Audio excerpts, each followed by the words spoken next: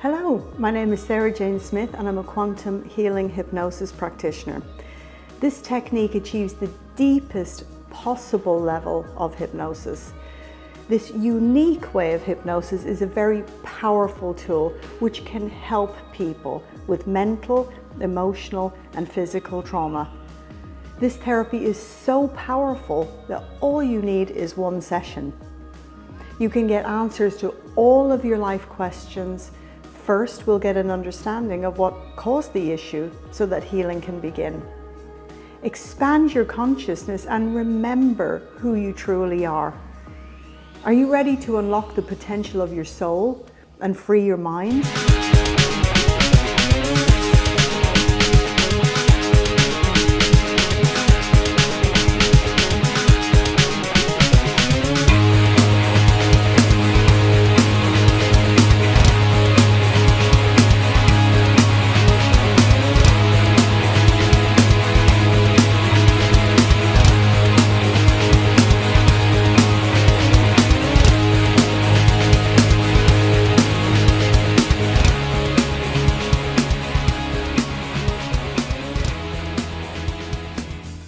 Hello!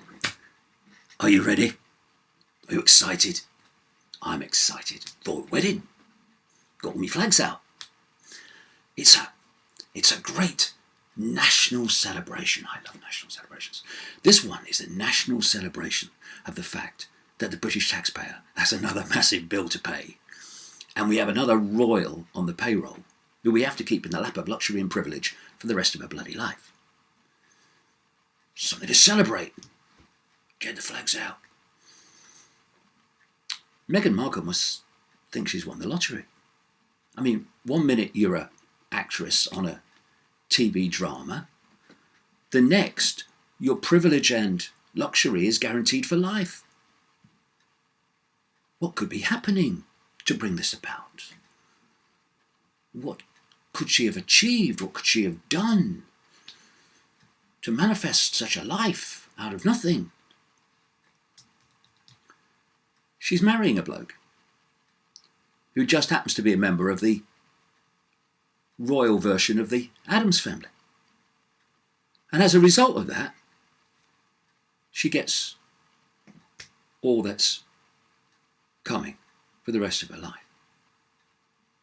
And we're told she's marrying into the Windsor family, the Windsor clan, but not really. She's really marrying into the German house of Saxe-Coburg-Gotha, because that is the name of the royal house they now call Windsor, and they changed it to Windsor in a panic during the First World War when Britain was at war with the German wing of the same bloody family, and when Germany was sending planes across the channel to bomb London called Gothas.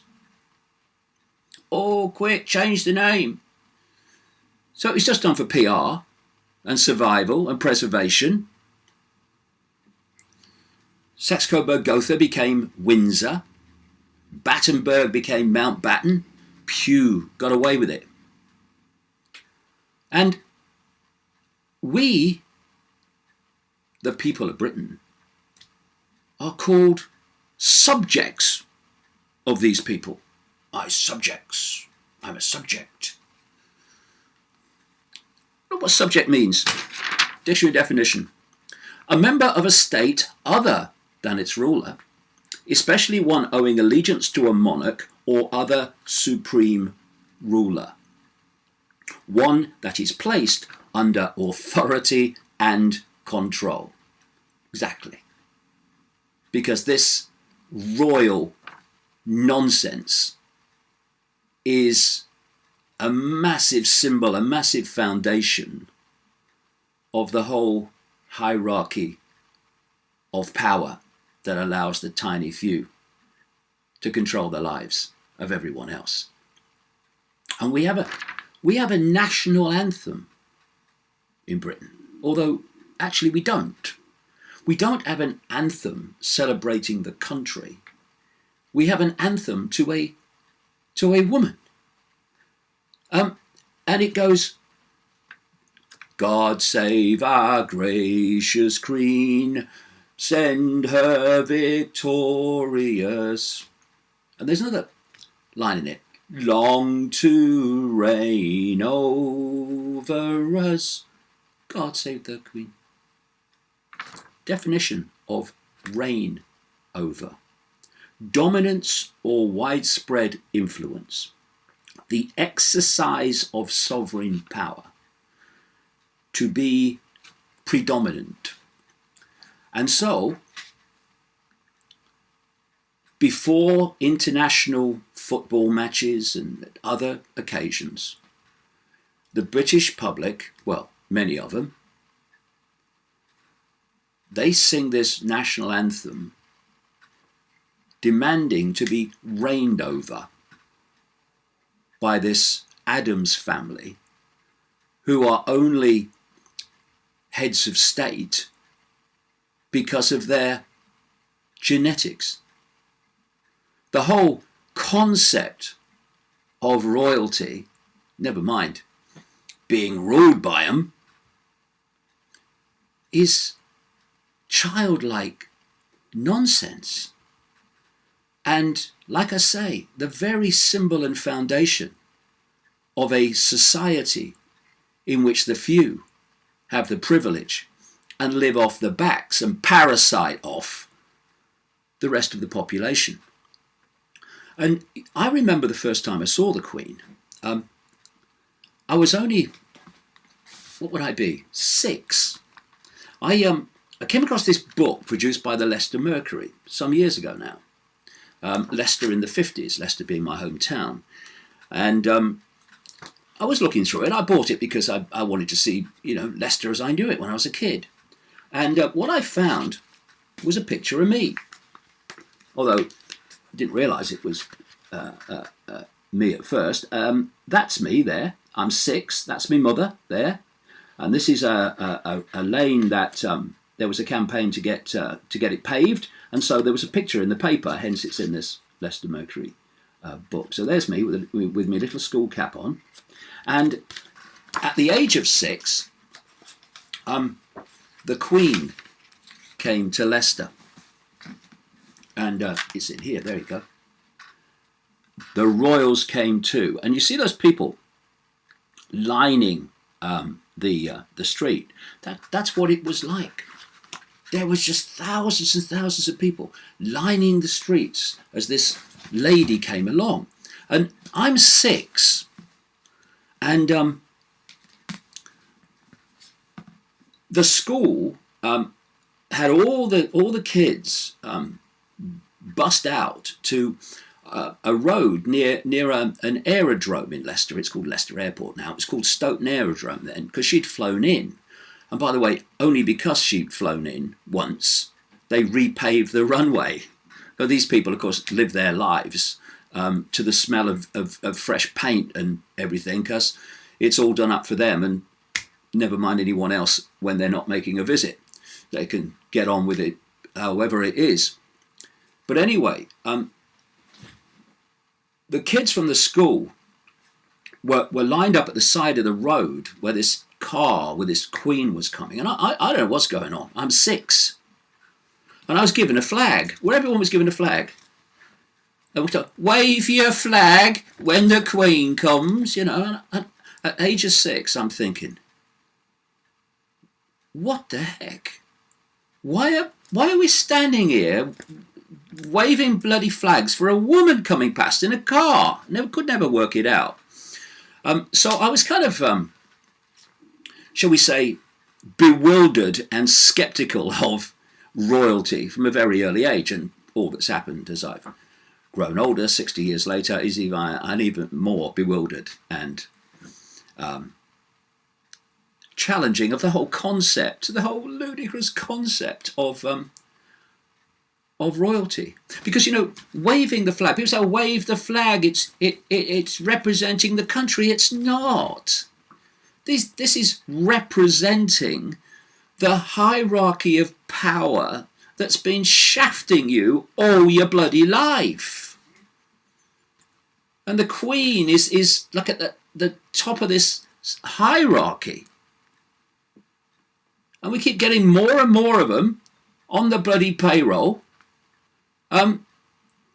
Again, parasiting off the backs of the people. And you know, not only don't we have a national anthem that's an anthem about the country, but it's about a woman and demanding we're reigned over. We don't even have people's institutions.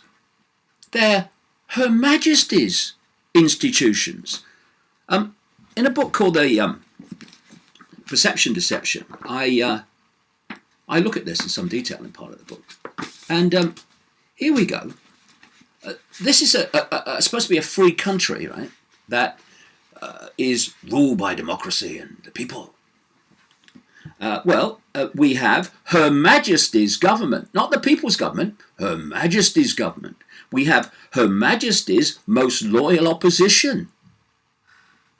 We don't have the people's opposition. Her Majesty's. We have Her Majesty's Treasury, Her Majesty's Revenue and Customs, Her Majesty's Civil Service, Her Majesty's Attorney General, Her Majesty's Armed Services, Her Majesty's Prisons, Her Majesty's Inspector of Prisons, Her Majesty's Land Registry, Her Majesty's Passport Office, Her Majesty's Coroners, Her Majesty's Inspector of Schools, Inspectorate of Constabulary, Stationery Office, Her Majesty's Coast Guard, on and on it bloody goes, owned by Her Majesty officially. The ambassadors for Britain, they're not Britain's ambassadors, they're Her Majesty's ambassadors. This is why, and for many other reasons, she represents, and the royal family in general represent this hierarchy of top-down control and privilege. She's the Commander-in-Chief of the Armed Forces, this lady, and head of the Church of England. Her face is on the stamps, the banknotes, the coinage. And people say, oh no, it's only symbolic and it's good for tourism. They represent the very cement that holds this hierarchy of power together. And yet, like I say, they are a German royal family line. Not only did they have connections to Germany during the First World War, they had family connections to the bloody Nazis in World War II, which was massively covered up. And we have all these royals on the payroll, like I say, parasiting off the people, but the payroll of people that kowtow and look after and serve this royal family is bloody ridiculous. I've got a list in this book, and I'll go on forever for the list of names, but I mean some of them. Did you know that there is a clerk of the closet? And even worse, there's a deputy clerk of the closet. What do? I'm a deputy clerk of the closet. Oh, don't piss about. No, what do you do? I mean, you couldn't make it up, could you? You don't have to. There's a field officer in brigade waiting. He's always hanging about. There's a flower painter in ordinary. I note there's not one in extraordinary. A gentleman usher to the sword of state. I mean, what's he do all day? There's a gold stick and a silver stick.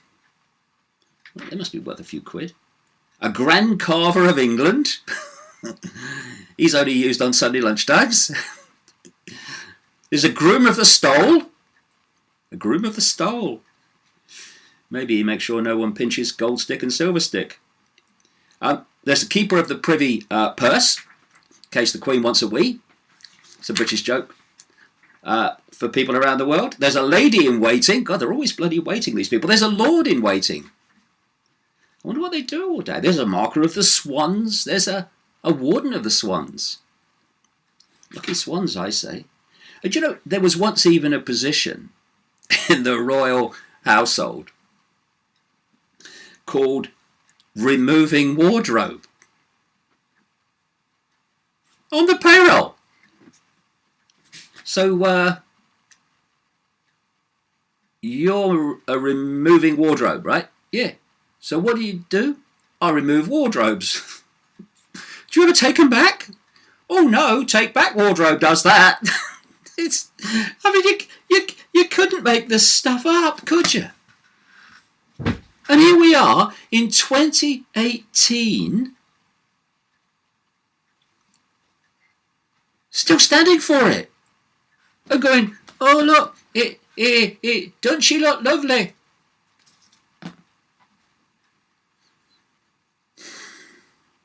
And of course, if you go into the deeper levels of all this, it's all part of a massive secret society network. These royals, they're connected to a secret society called the Order of the Golden Fleece, which plays out to the secret society network in general. It's all part of this national and global web of human control. Except that in royalty's case, it's in your bloody face. And we still let them get away with it. And what's happening now with this wedding between Meghan Markle and Prince Harry, and this other wedding a few years ago between Prince William and Kate Middleton, is they're in the midst of doing a relaunch of the brand, because the people that have run the show up to this point are now getting very old, and they're going to be moving aside soon. So they need a relaunch. Oh yes, a relaunch, a rebranding.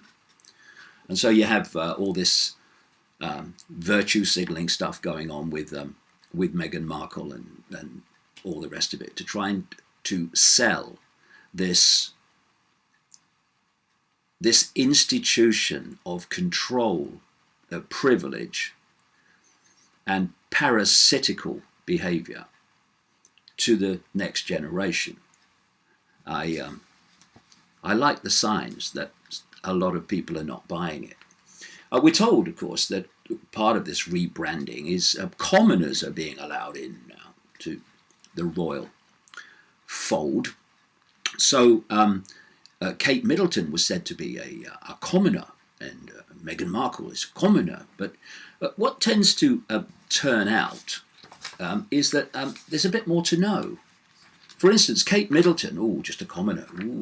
Well, she's actually, it later emerged, I'm sure they were all surprised, that she is related to what is described as one of Britain's grandest families, that includes earls and countesses, and a British Prime Minister, a guy called William Petty Fitzmaurice, 1st Earl of Lansdowne, who actually negotiated the end of the American War of Independence. So, yep, Kate Middleton's a commoner. Meghan Markle, it now turns out, is a direct descendant of King Edward III, and distantly related to Prince Harry, the Queen, Princess Diana, the Bush family in the United States, Gerald Ford and Richard Nixon, 2 other presidents, of course, and that's according to genealogist Gary Boyd Roberts of the New England Historic Genealogical Society. So all is not as it seems. But then again, it never is with the royal family, which is a gigantic hoax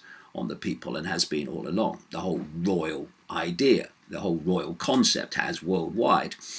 And we've got Meghan Markle now, and what we're going to see in part of this rebranding is virtue signalling. We've seen it already. They're calling it Brand Meghan, in all directions, saying all the right things, and trying to do all the right things as part of this. We are of the people now. And so you have little ruses like when she goes to a working class area in South London, she wears a Marks and Spencer's store not every day, about 45 quid, but a relatively cheap jumper clothing because she's going into a working class area. And then when she has the engagement pictures taken, the dress costs £65,000. And apparently, according to reports, the wedding dress is going to cost upwards of £100,000. So we should be ready for a lot of diversions and virtue signaling, we are of the people stuff from now on as part of this rebranding. And I do hope that people don't buy it, because it's just to sell the privilege to the generations now and the generations